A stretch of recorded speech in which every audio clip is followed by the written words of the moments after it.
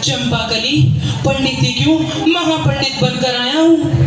अच्छा अच्छा, तो बताइए कौन कौन सी विद्याएं पढ़ी हैं आपने?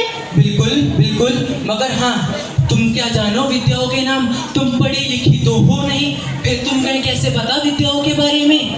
तो अभी आपके पंडिताई का पता चल ही जाएगा जी, घबराते क्यों हो?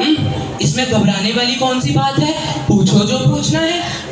हर्षवर्धनी, मृगनयनी, अरे अलंकृत शब्द बोल के कोई महान पंडित नहीं बन जाता। यदि आप वास्तव में समस्त विद्याएं पढ़कर आए हैं तो मेरे एक प्रश्न का उत्तर तो दीजिए। बिल्कुल बिल्कुल, एक क्यों दो पूछो। अच्छा, तो बताइए पाप का बाप कौन होता है? बाप का बाप? ये कौन सा बाप आ गया? ये तो प्रथम बार तेरे ही मुख से सुन रहा हूँ। बेटी का बाप, बेटे का बाप, तेरा बाप, मेरा बाप, ये सब बाप तो सुनने और पढ़ने में बहुत बार आए। अरे तो क्या खाक पढ़कर आए हो? 12 वर्ष काशी में रहे और पहाड़ी झोंका। काशी जी पढ़ने गए और रह गए फिर भी मूड। पाप बाप के बाप का इतना नहीं मूड, इतना नहीं मूड। पिया जी वापस जाओ और पाप बाप के पाप का पता लगाओ, तभी धुरंधर पंडित मानूंगी मैं। चलिए समझे? हाय रे मेरी तकदीर, 12 वर्ष काशी में पढ़कर रहा, फिर भी अपनी पत्नी भक्ति कहलवा पाया।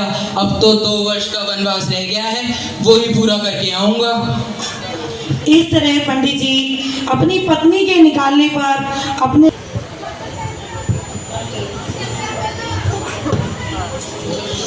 सब्जी ले लो, सब्जी ले लो, गमछे, सब्जी, पगड़ी, A1 क्वालिटी की पगड़ी ले लो, गमछे ले लो, फल ले लो, फल, सब्जी, गमछे ले लो, गमछे।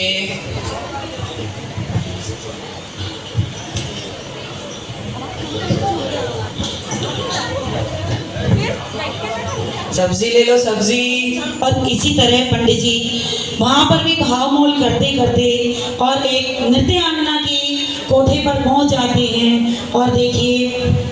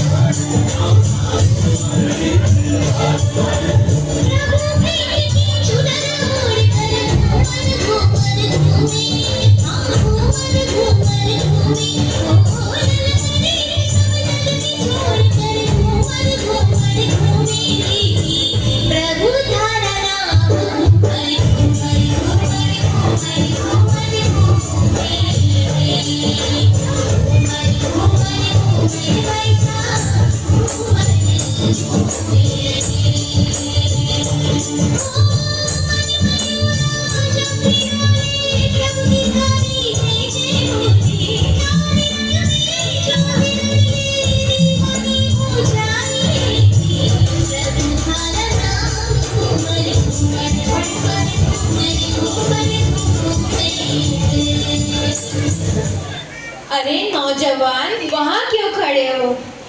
आओ जरा नजदीक तो आओ। कैसी बात कर रही हो एक नृत्य की होकर? एक महाविद्वान पंडित को अपने पास बुला रही हो? ठीक है महाराज, माना कि आप बड़े पंडित हैं, लेकिन यहाँ पर बड़े बड़े राजा महाराजा सेठ विद्वान सभी आते हैं और शिक्षा लेकर जाते हैं। और तुम जिस सबक को सीखने का गाना गा रहे थे, वो सबक भी मैं ही आपको सिखा सकती हूँ। क्या कहा? सबक भी सिखा दोगी? हाँ, और साथ में 100 रुपए भी दूंगी। क्या कहा? 100 रुपए भी दोगी? हाँ, अब तो आइए, तो तसल्ली से बैठ जाइए, मैं आपके लिए भोजन लेकर आती हूँ। भोजन लेकर आती हूँ? ना ना ना, मैं अपना धर्म और ईमान बेचने थोड़ी ना आया हूँ यहाँ पर। वाह वाह पंडित जी, आप तो बड़े भोले हैं। मनुष्य अपने स्वार्थ के लिए क्या क्या नहीं करता। भला मुझे ही देख लीजिए, संसार की दृष्टि में तो स्वार्थ की सबसे बड़ी मूर्त हूँ। आप पंडित तो वो अपने स्थान पर होंगे। मैं आपके लिए भोजन लेकर आती हूँ। ठीक ही तो कह रही है, नहा धो के पवित्र भी हो जाएगी। यहाँ तो कोई देखने और सुनने वाला भी नहीं है, फिर क्या डर लग रहा है। और मैं आपको 500 रुपए दूंगी। 500। 500 रुपए दोगी? हाँ पंडित जी, अब आप बैठिए, मैं अभी आती हूँ। और इस प्रकार नर्तकी जाती है, नहा धोकर शुद्ध होकर पंडित जी के लिए भोजन बनाकर लाती है। लीजिए पंडित जी। अरे बाप रे, अरे बाप रे, अरे बाप रे, अरे भगवान, अरे भगवान, अरे भगवान,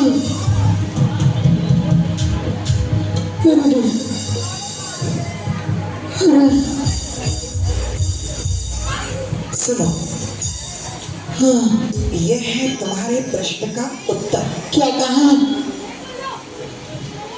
क्या कहा?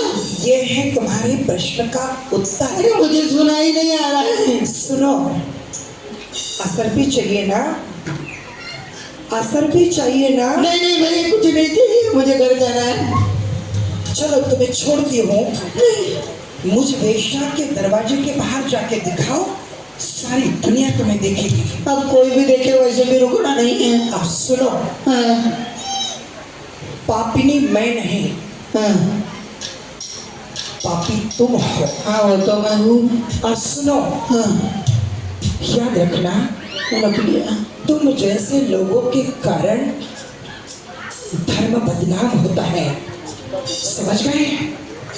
तुमने लालच में आकर, लोभ में आकर एक विद्वान, एक पंडित और मुझ वेश्या के हाथों से रोटी खाने के लिए तैयार हो गए, मेरे घर में अंदर आने के लिए तैयार हो गए, मात्र पैसे के लोभ से, मात्र धन के लोभ से। यही तो लोभ पाप का पाप है, समझ गए? ध्यान रखना, हम वेश्या जरूर हैं, लेकिन कोई गलत काम ऐसा नहीं करते हैं जिससे हमारा देश बदनाम हो, जिससे हमारा नगर बदनाम हो, जिससे हमारा धर्म बदनाम हो। और तुम एक विद्वान होकर, पंडित होकर, मैं अब सब समझ गया। जाओ। खेल तो हो रहा है ना। अपने पत्नी के पास जिन्होंने तुम्हें प्रश्न पूछा था, उनके पास जाकर यह तुम्हें उत्तर देना है। लोभ पाप का बाप है, बहुत बड़ा बाप है।